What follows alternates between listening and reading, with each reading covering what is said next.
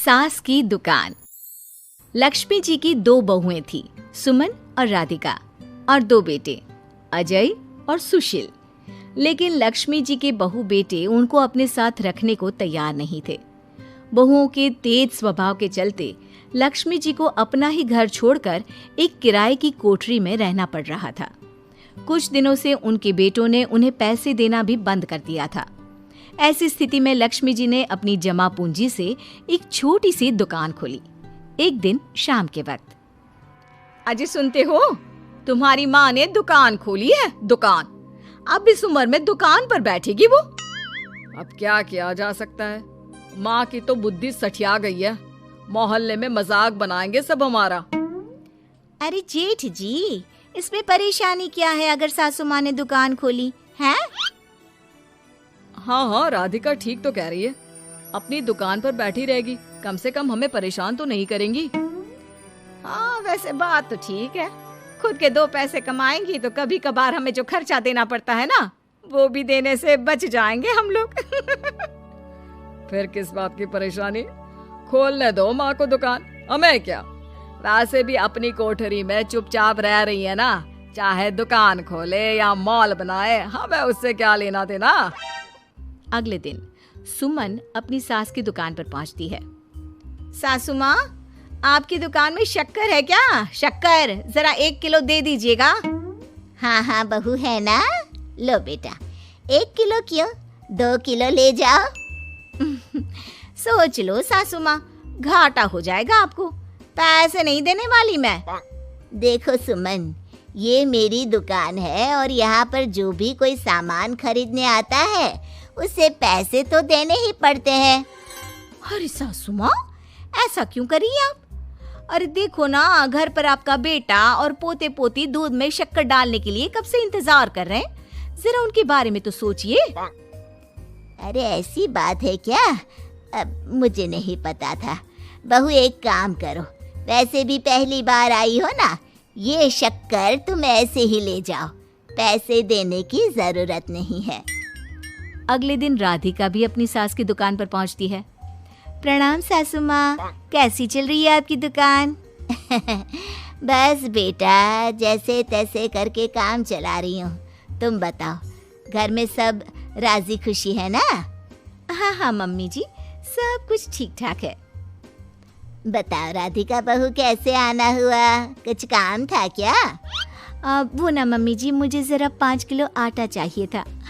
मेरे पैर में ना बहुत दर्द है, इसलिए बाजार तक जाने में ना तकलीफ हो रही थी। घर पर बच्चे भूखे बैठे हैं, सोचा आपसे ही ले लेती हूँ। हाँ हाँ क्यों नहीं बेटा, ये लो 5 किलो आटा ले जाओ। हाँ लेकिन मम्मी जी, आपने जिठानी जी को शक्कर फ्री में दी थी, तो मुझसे भी पैसे तो नहीं लेंगी ना? हाँ, अच्छा ठीक है बेटा, कोई बात नहीं, तुम ऐसे ही ले जाओ, बच्चों से क्या पैसे लेना। कुछ दिनों के बाद लक्ष्मी का बेटा अजय दुकान पर पहुंचता है। कैसी हो माँ, दुकान तो अच्छी चल रही है ना तुम्हारी? सब मोहल्ले वाले तारीफ करते रहते हैं। अब क्या करूं बेटा, तुमने तो मुझे सहारा दिया नहीं, गरीब माँ को घर से बाहर निकाल दिया। कुछ तो करना पड़ेगा ना अपना पेट पालने के लिए।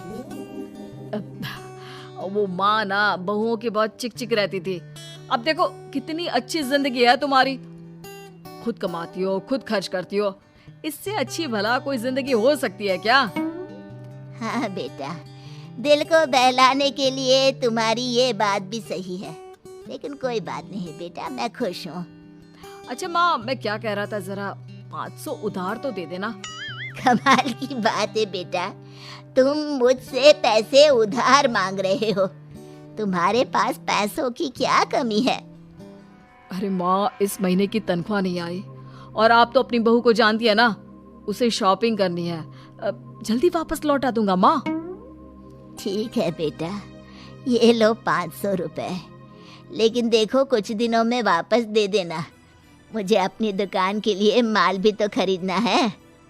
हाँ हाँ ठीक है माँ, जल्दी पैसे लौटा दूंगा। बहुत दिनों तक अजय अपनी माँ लक्ष्मी के पैसे वापस नहीं देता और सुमन और राधिका बार बार किसी न किसी बहाने से अपनी सास लक्ष्मी की दुकान से बिना पैसे दिए खूब सारा सामान ले आती है, जिसकी वजह से लक्ष्मी को अपनी दुकान में बहुत घाटा होता है। फिर एक दिन जब राधिका सामान लेने के लिए लक्ष्मी की दुकान पर पहुंचती है, सासू माँ, जरा वो 1 किलो दाल तो देना। नहीं बहू, अब मैं तुम्हें या सुमन को कोई सामान फ्री में नहीं देने वाली।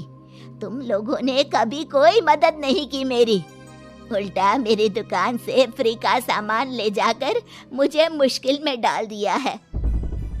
लेकिन मम्मी जी, हम तो आपके बच्चे हैं ना। अगर इतना ही मेरे बच्चे हो तो फिर मुझे घर से बाहर क्यों निकाल दिया? देख बहू, अब मैं तुम्हें 1 रुपए का सामान भी फ्री में नहीं दूंगी। और जाकर सुमन को भी कह देना, आए दिन तुम्हारा पति मुझसे उधार ले जाता है और वापस भी नहीं लौट आता। राधिका गुस्से में घर वापस आती है।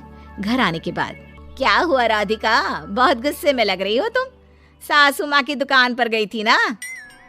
सासू माँ का तो कुछ करना पड़ेगा, जब से ये दुकान खोलकर बैठी है। अक्कड़ तो देखो उनकी। अरे लेकिन हुआ क्या है? होना क्या है, दाल लेने गई थी, मुझे 4 बातें सुनाकर उल्टा भेज दिया, कुछ दिया भी नहीं। ये तो सासू माँ ने ठीक नहीं किया। देखो मेरे पास ना एक बहुत अच्छा प्लान है। कैसा प्लान भाभी? हम अपनी सासू माँ की दुकान में किसी चोर से कहकर चोरी करवा देते हैं और सारा सामान अपने घर मंगवा लेंगे। उसके बाद हमारे पास फ्री में सामान भी आ जाएगा और सासू माँ की अकल भी ठिकाने आ जाएगी। ठीक है भाभी, मैं आपका पूरा साथ दूंगी। अब जल्दी से ये काम करवा दीजिए। और 2 दिनों के बाद सुमन और राधिका एक चोर से मिलकर लक्ष्मी की दुकान में चोरी करवा देते हैं। हे भगवान, ये क्या हो गया? इस उम्र में जैसे तैसे अपना गुजारा कर रही थी, लेकिन चोर मेरा सारा सामान लेकर चले गए। अबे क्या होगा?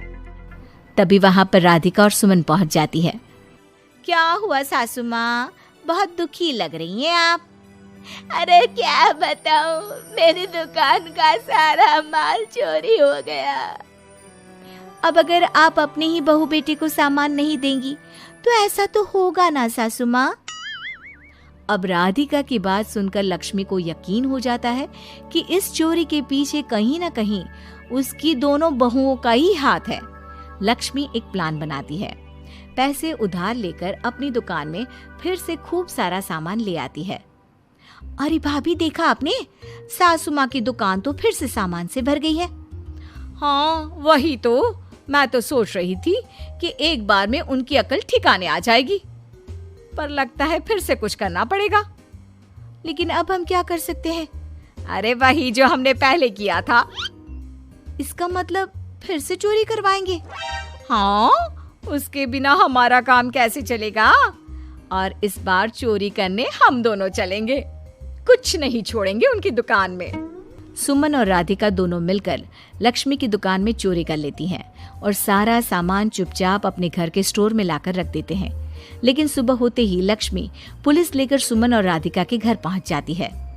इंस्पेक्टर साहब, मेरी इन दोनों बहुओं ने ही घर में चोरी की है। अरे ना इंस्पेक्टर साहब, ये हम पर झूठा इल्जाम लगा रही हैं। अरे हम क्यों इनकी दुकान में चोरी करने लगे? माँ, आपको शर्म नहीं आती अपनी बहू पर झूठा इल्जाम लगाते हुए? हाँ माँ, हम आपके बेटे हैं और ये आपकी बहुएं हैं, आप ऐसा कैसे कर सकती हैं? लक्ष्मी जी, क्या आपके पास कोई सबूत है? अरे इंस्पेक्टर साहब, आप इनकी बातों में मत आइए। ये हमारी माँ है और इनकी दिमागी हालत ठीक नहीं है, इसीलिए तो हमसे अलग रहती हैं। इंस्पेक्टर साहब, मेरी दिमागी हालत बिल्कुल ठीक है और मेरे पास इन दोनों के खिलाफ बहुत बड़ा सबूत है। बताइए, क्या सबूत है आपके पास? आप जरा मेरी दोनों बहुओं के हाथ पानी से धुलवा दो, फिर सब कुछ साफ साफ पता चल जाएगा। अरे हाथ पानी से धोने से क्या होगा माँ? आप दोनों मेरे सामने अपने हाथों पर पानी डालिए। जैसे ही राधिका और सुमन अपने हाथ पानी में डालती हैं, उनके हाथों का रंग लाल हो जाता है और ये देखकर सब लोग हैरान रह जाते हैं। अरे ये क्या, तुम्हारे हाथों का रंग अचानक से लाल कैसे हो गया? क्योंकि मैंने अपनी दुकान के सारे सामान पर एक तरह का केमिकल लगा कर रखा था। मुझे पता था जो भी चोरी करने आएगा वो सामान को अपने हाथों से उठाएगा और उसके हाथों पर रंग लग जाएगा। अरे माँ, आप तो बहुत चालाक निकली। इसे चालाक नहीं बेटा, बुद्धिमान कहते हैं। और जिसके तुम्हारे जैसे बहू बेटे हो उसे थोड़ा बहुत तो अपनी अकल से काम लेना ही पड़ता है ना। शर्म नहीं आती आप लोगों को अपनी ही माँ को परेशान करते हुए? हमें माफ कर दीजिए सासू माँ, हम आइंदा ऐसी गलती कभी नहीं करेंगे। और हाँ, आपको अपने साथ रखेंगे, आपकी सेवा करेंगे और पूरी इज्जत भी देंगे। हमें माफ कर दीजिए।